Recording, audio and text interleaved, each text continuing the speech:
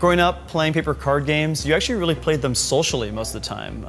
Compare that to digital card games where you're not really face-to-face with your opponent. And we felt like we want to try to recreate that kind of conversational gameplay mode where you feel like you're really going back and forth with your opponent. So for Legends of Runeterra, our goal was to make that dialogue built into the game. So in our game, every action you take, your opponent can respond to. Where are you going? This one's trouble. And so no matter what, you're kind of having that back and forth kind of conversation with your opponent, which we find that it kind of makes you really feel like you're playing against a human, you know, even when you're at your computer, which is really awesome.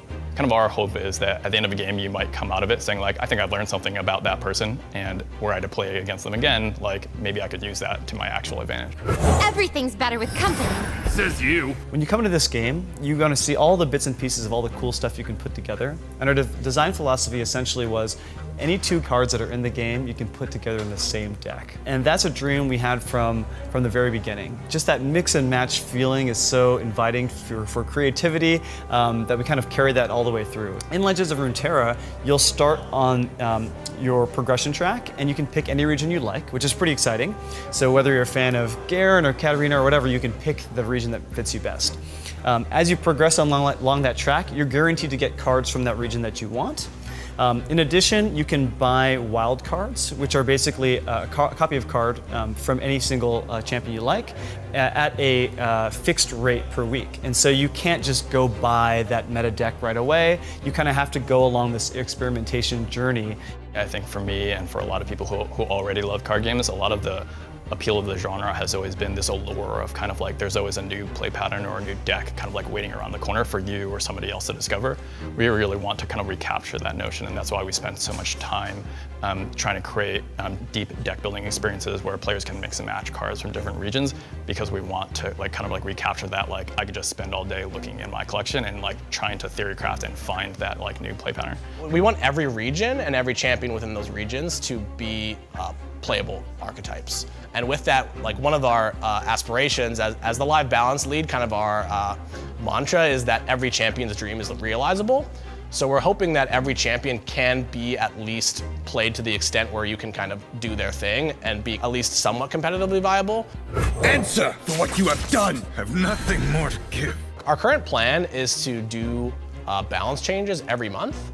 We're definitely treating this as a live service, and we're interested in making sure that there's fair gameplay across the board. Choosing which champions were going to be in our first set was incredibly difficult. I think that we probably changed the starting roster 10, 20 times.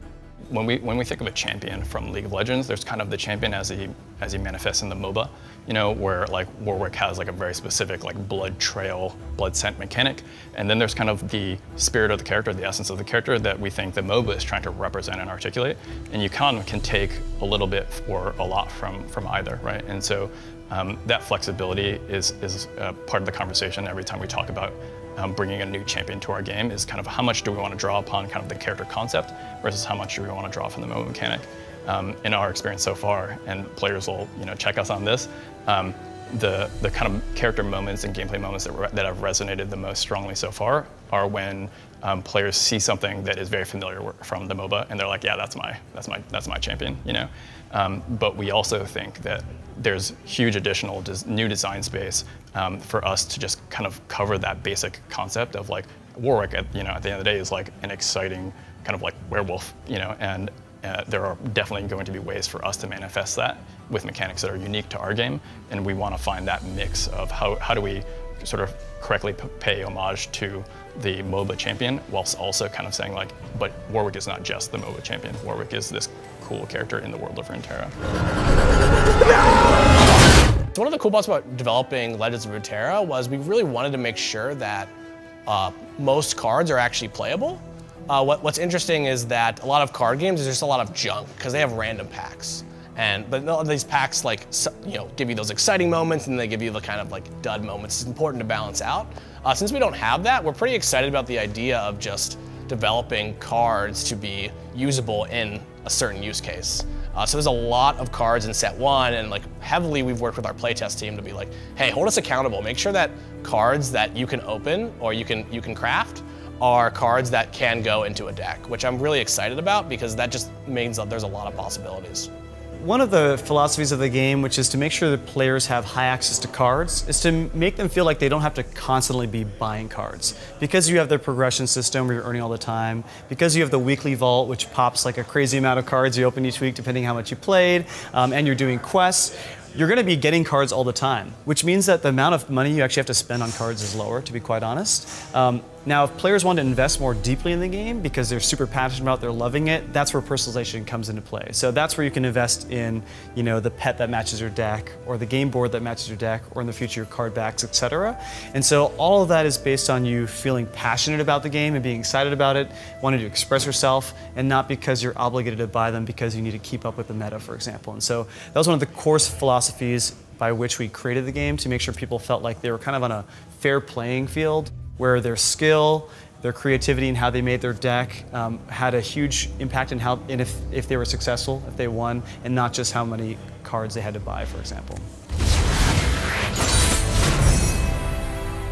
One thing that I love about League of Legends just as an IP is I often think of it as like it's the theme park of IPs. So like if you go to Disneyland, I can go to like Western area, I can go to Galaxy's Edge and see all the Star Wars stuff.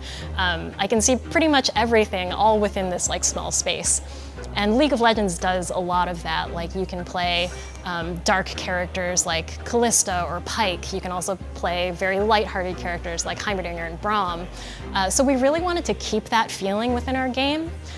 So what we actually try to do is keep that same variance in tone and really stay true to the champion and use that as our guiding light for each of the different subgroups.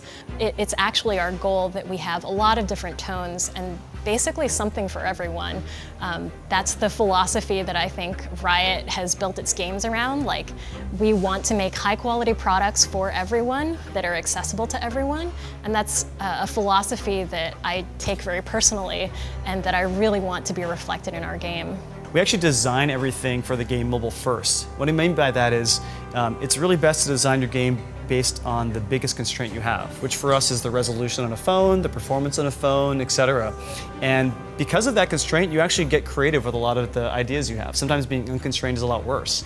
And so we designed the game to play really well on mobile first, and then we can take it and go really all out on the PC.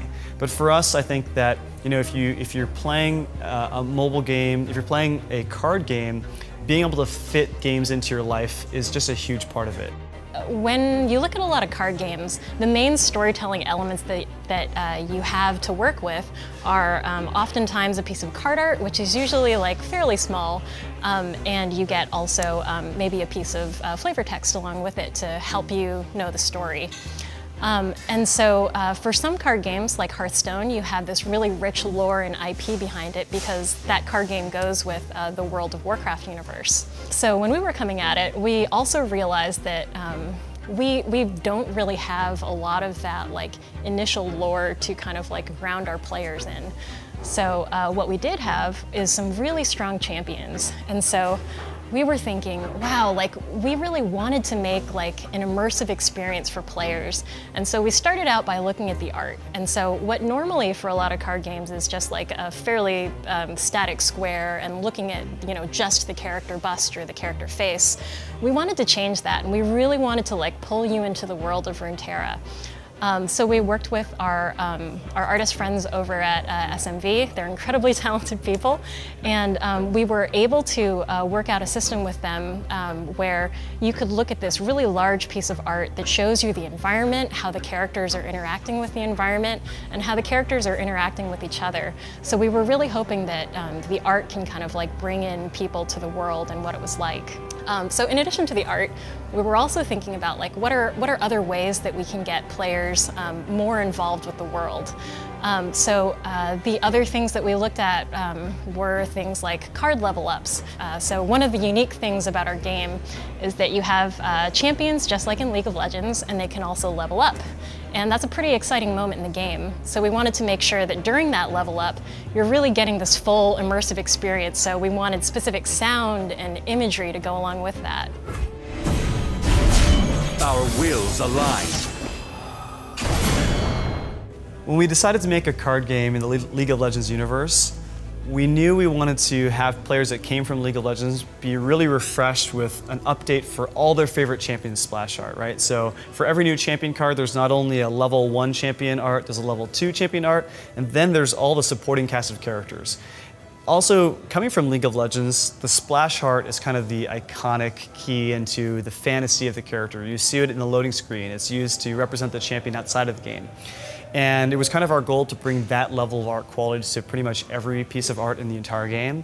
And because Legends of Runeterra, we hope, is an introduction to the broader world of League of Legends, we really invested super deeply in the art, in the narrative, in the flavor text to build a world that feels really cohesive and that we can build off for years and years and years to come. So there's, many talented artists, both here and elsewhere, helping us create this game, and we're really excited for players to check it out.